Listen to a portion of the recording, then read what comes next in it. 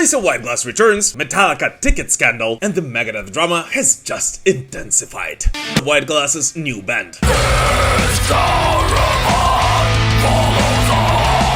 Former Arch Enemy frontwoman Alissa White-Gluz has finally revealed the details of her future career, which apparently will be tied to a brand new band titled Blue Medusa. Alright, so it is time to let you all know that the band is called Blue Medusa! Alissa revealed the project on Instagram on the International Women's Day, describing it as a new creative phase where she can explore her full artistic vision, promising blazing guitar solos, crushing riffs, brutal vocals, and aggressive drums mixed with melodic and introspective elements, as well as revealed an all-female lineup of this band, which will include the guitarists Alyssa Day and Danny Sophia, while Alicia Vigil and Delaney Jaster will join the band for live performances, the first of which are actually already scheduled for major festivals this year, including Louder Than Life and Aftershock. So yeah, it looks like Alissa is not showing any signs of slowing down. Quite the opposite. We are actually supposed to hear what Blue Medusa sounds like very soon. And I don't know about you, but I am actually quite happy for Alissa. Because hey, it looks like she's actually doing something that she absolutely loves. And now we are actually going to be able to enjoy both Arch Enemy and Alissa White-Gluz, and we're going to get twice as much music from both of those camps. Here guys, super quick, just have to point out that only around 30% of the people who watch my videos are actually subscribed to the channel, so if you're not one of those, and especially if this is not the first video you're watching here, I would really appreciate it if you would consider subscribing right now. Let's continue building this amazing heavy metal community together.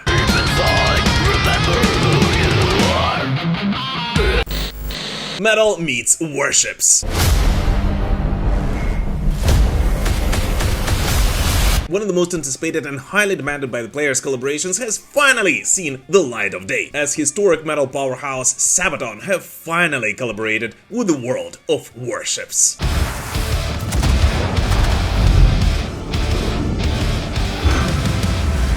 But first things first, this week Sabaton launched a very Iron Maiden-esque promo campaign, relentlessly teasing their fans, first posting short clips containing Morse code, which fans quickly decoded said 10 go, hinting at the Operation Tango, the final mission of the Japanese battleship Yamato during World War II, and then posting a video which included the exact coordinates of the location where Yamato sank, which of course left no room for further speculations. Yes, Sabaton have finally prepared a song about one of the most legendary Japanese warships. Hello everybody, it's Pat from Sabaton, and our new song Yamato is coming out on all streaming platforms on Friday, March the 13th. But the biggest surprise is that this release was actually part of a much bigger collab with the World of Warships, the event that gazillion of players and fans of Sabaton have been begging for years now. And as part of the campaign, players can unlock a Sabaton-themed collection, including a brand new Yamato skin called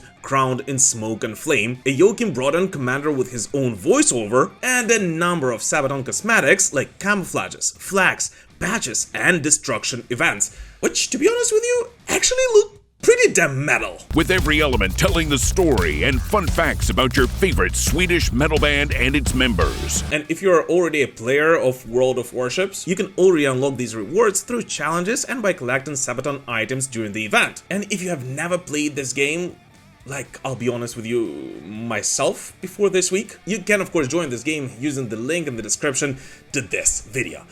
And I gotta be honest with you, I rarely play games, but this one is actually pretty awesome. What's this? The Sabaton Red Baron piano? In addition to that, new players get a set of starter rewards, including 20 days of premium time and a Japanese cruiser, while returning players receive Sabaton collection items and containers with bonuses. So yeah, if you are a fan of Sabaton, or as a matter of fact a fan of other historic related metal, well, my opinion is that you should definitely check it out. See you in battle. Richie Faulkner strikes back.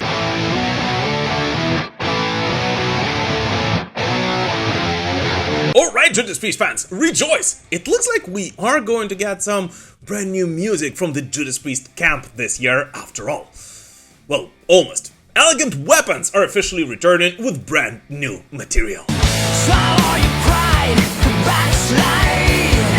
The side project of Judas Priest guitarist Richie Faulkner has announced their second studio album titled Evolution, which will be released on April 24th this year, once again featuring Ronnie Romero on vocals, Dave Rimmer on bass, and Christopher Williams on drums, as well as Richie Faulkner himself, of course, with the first taste of this brand new album already being available to all of us.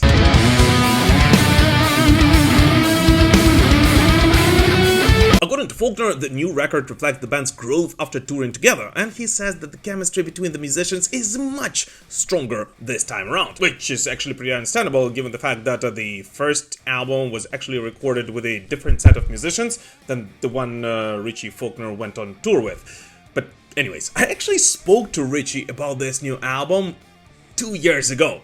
And even back then, he already told me that it was basically ready already. So yeah, I am actually really excited to see what Richie Faulkner has prepared for all of us this time around. Especially given the fact that on this record he once again collaborated with his friend and the other Judas Priest guitarist Andy Sneap, who of course was responsible for Firepower and Invincible Shield. So yeah, I think we all are ready for the brand new chapter of this band.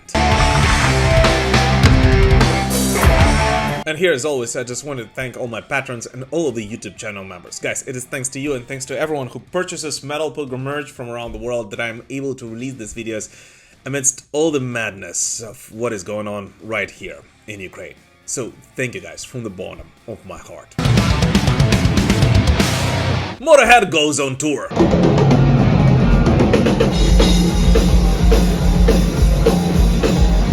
Motorhead music will sound live from the stage once again, as this week former Motorhead drummer Mikkey Dee announced that he will continue honoring his lifelong friend and the legendary musician Lemmy Kilmister and the legacy of one of the greatest rock and roll bands on the planet.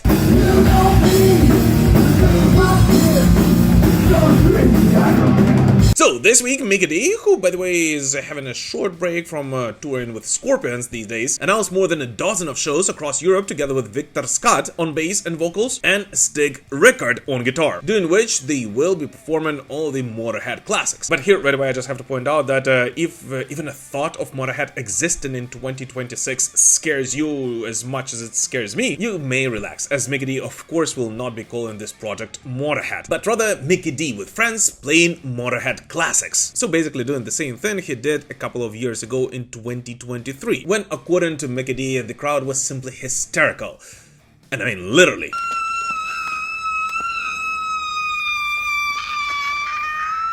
These were some of the most emotional concerts Mikkey Dee has ever had to perform live, as there were dozens of people crying in the crowd because of what Motorhead means to all of them. Don't forget us.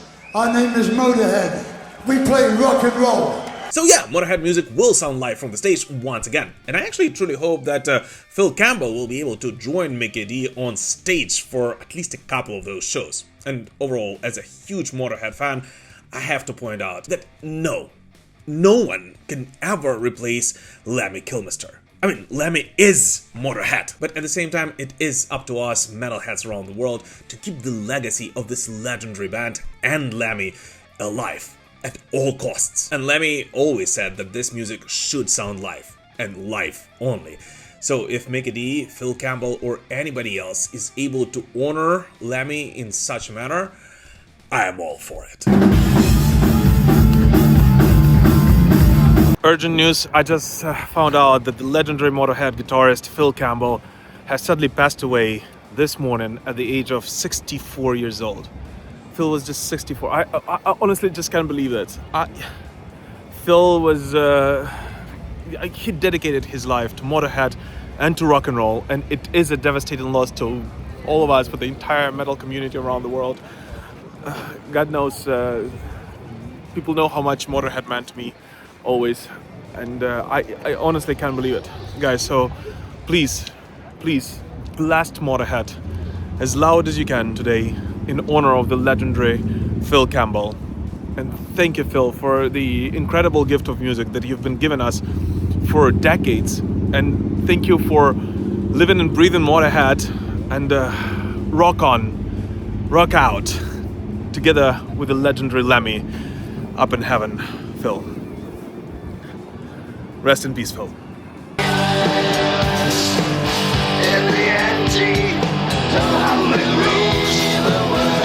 Alice on a shelf. Alice Cooper is getting ready to occupy some space on your bookshelf, as this week the legendary king of shock rock announced his brand new memoir titled Devil on My Shoulder, which is to be released on October 8th this year. Climb upon your shoulder. This book will be based on 60 years of rock folklore covering Alice Cooper's entire career, including some witty, intimate anecdotes featuring some of the biggest names in the world of rock and roll, as well as an acute observation of dysfunction and despair, wildness and criminality, urges and addictions, transgressions and human goodness, and overall the duality of Alice Cooper's rock stage persona, thus telling the story of Alice Cooper from two different perspectives, of an angel on one shoulder and the devil on the other one.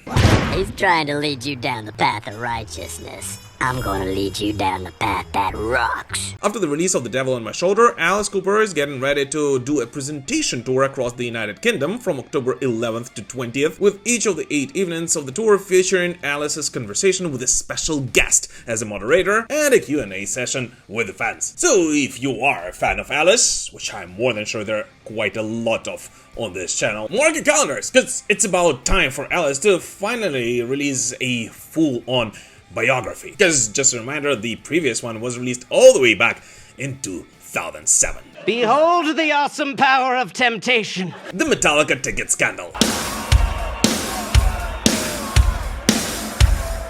After one of the most chaotic ticket sales weeks metal has seen in ages, Metallica, who've expanded their Sphere residency to 24 dates last week, first and foremost announced that they will not be adding any more concerts to this Sphere residency, but said that they might be adding some in the future, which of course means that they are already planning those, yet most likely for a slightly different show and not the M72 tour.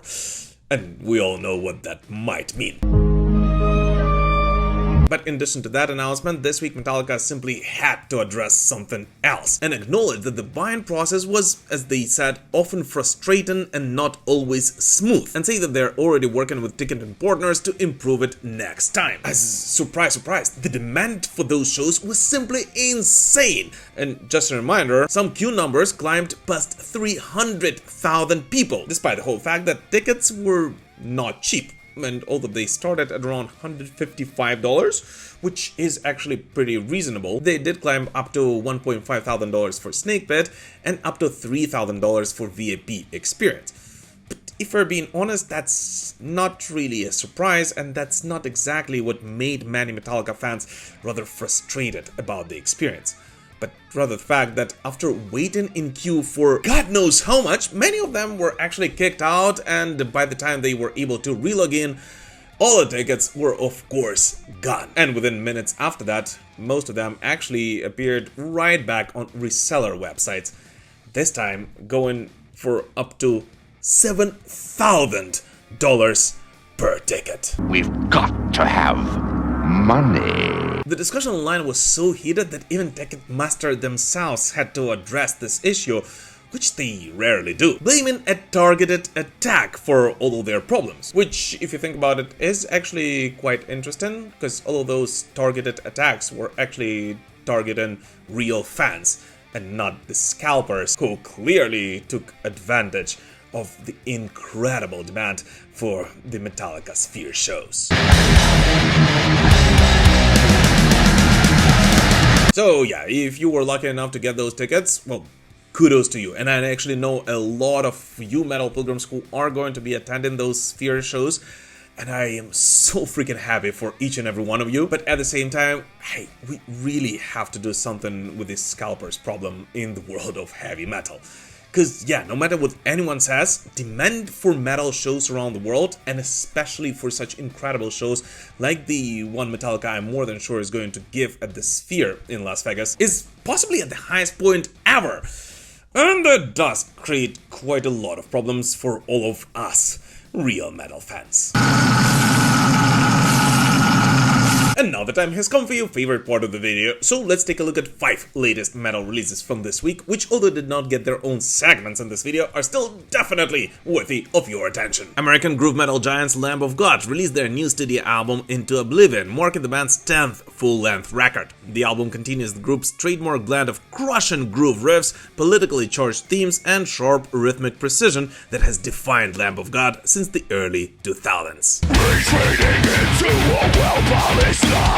American sludge metal veterans Corrosion of Conformity released the new single You or Me, offering another preview of the band's upcoming album Good God, Bad Man. The track leans into the band's signature mix of southern groove, heavy sludge riffs, and raw attitude that has defined their sound for decades. American hard rock band The Pretty Reckless released the single When I Wake Up and simultaneously announced a brand new studio album. The song highlights the band's darker, atmospheric side while still leaning on their blues-tinged hard rock roots and the powerful vocals of Taylor Momsen. German goth metal outfit Lord of the Lost released the new single My Funeral, continuing the band's dramatic and theatrical approach to dark rock and metal. The track combines melancholic melodies, heavy guitars, and cinematic arrangements that have become a signature element of the group's style.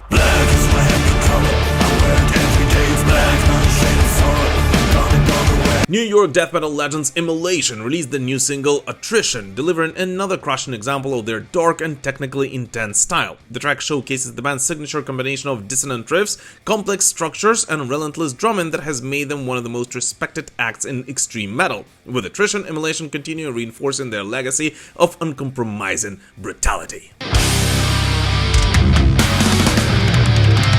Devin Townsend outdoes himself.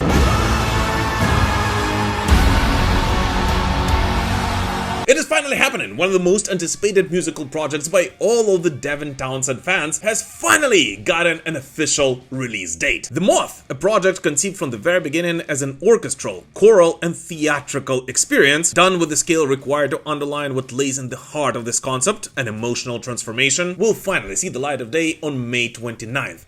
After almost a decade in the making, which started as a simple vague vision until it has gotten the form of a 24-track release.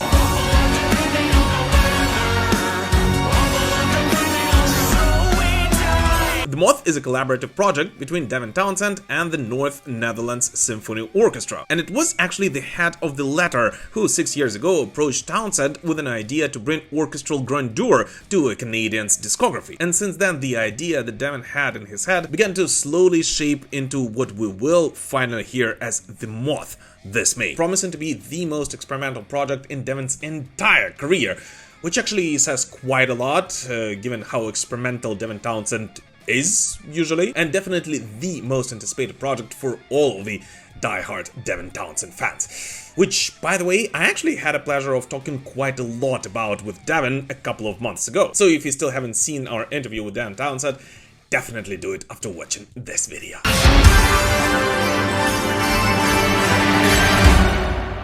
Metal Chat with Gary Holt. No secret that one of the most anticipated metal albums of this month is, of course, Exodus's new studio album Goliath, which is set to drop next week. And so, in honor of this release, in this week's Metal Chat segment, let's welcome nobody else but Gary Holt. Talking about Goliath specifically, you guys dropped it just a couple of days ago as a second single to this album. It's a very interesting choice of a single, because it's very different. I mean, it's different from the rest of the album, first of all, but it's also different from what, and you would naturally usually expect from Exodus. Were you contemplating whether to do that or not? Were you afraid that the fans will not be able to digest it as a single? No, we don't have fear at all. The song is colossal. It's heavy as and it's completely different than anything we've ever done before. And the album's got ragers all over it. We could have just thrown out one of the 1,000-mile-an-hour ragers, but we wanted to show people what we could do, and visually the video is just amazing. So that all ties into it. We collaborated with our director Jim Laveau, did all the videos and did Fires of Division for the last album. And we collaborated with Jacob Devine from Dead Tempo Visions, a digital artist that I'd found on Instagram a long time ago. And so we wanted to do something completely visually like rad and different.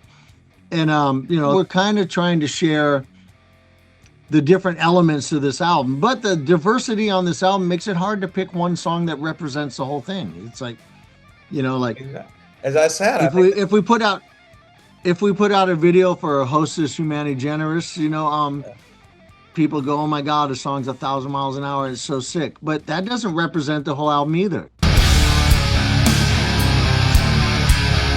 Full interview with Gary Holt about the future of Exodus, Rob Dukes, Slayer, Rob Halford, and a lot of other things is actually already available to all my patrons and YouTube channel members and will be available on this channel next week. So definitely do not miss it. And for now, please let me know whether you would like me to release a review of Goliath a couple of days before the album drops.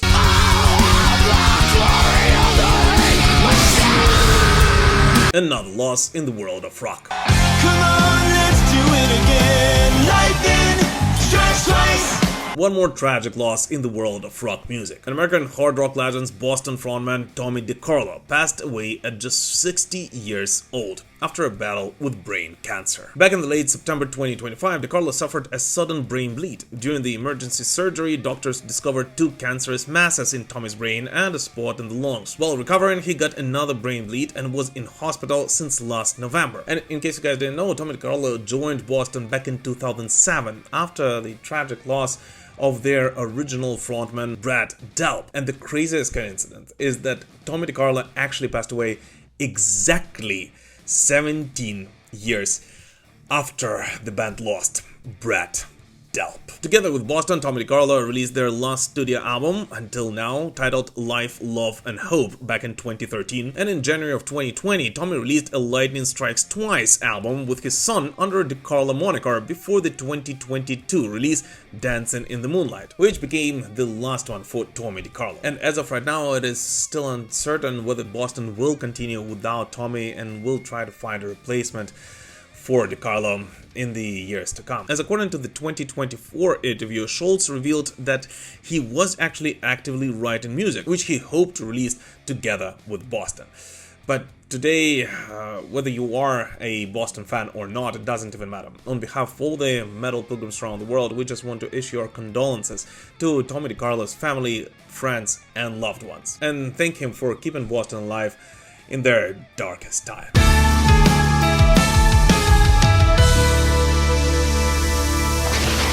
The Dead Daises reunite with Glen Hughes. The all-star hard rockers, the Dead Daises, will join forces with the legendary hard rocker Glen Hughes for a one-off show that will take place in the iconic Arcada Theater in Chicago, Illinois on May 30th this year. Together with Hughes, the Dead Daises will perform a 50-50 set, beginning with the band's favorite hits and then shifting into 10 classic Deep Purple hits, marking the Daisies' first reunion with Hughes after he left the band in 2023, following their 4-year-long stint during which they released 2 albums, Holy Ground in 2021 and Radiance in 2022. And they do promise that this will be a one-off show. So if you're a fan of the Dead Daises in the area, well, you definitely should hurry to buy those tickets. Ellefson, Mustaine, and the never-ending Metallica Megadeth drama. And speaking about Metallica, and this time Megadeth, and more specifically their former bassist Dave Ellefson, who has once again taken aim at Dave Mustaine. What you say about my mama? In a new interview, Ellefson reacted to Mustaine's recent comments, suggesting that a former band member's past behavior prevents a reunion lineup from happening. And his response was, well, let's just say, rather direct. And I know that you did that shit. And after that, Ellefson also compared how things went with him to how things went with Dave Mustaine and Metallica back in the day, pointing out that Metallica at least kept Mustaine's early songwriting credits and paid him for his contributions, something he says did not happen with his own work on The Sick, The Dying, and The Dead. And all I could think of when reading this was, well, how the turntables... But in all seriousness, come on guys, we're all grown-ups.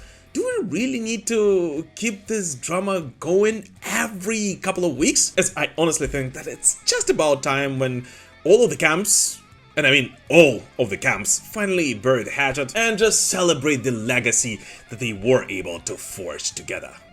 Don't you think so?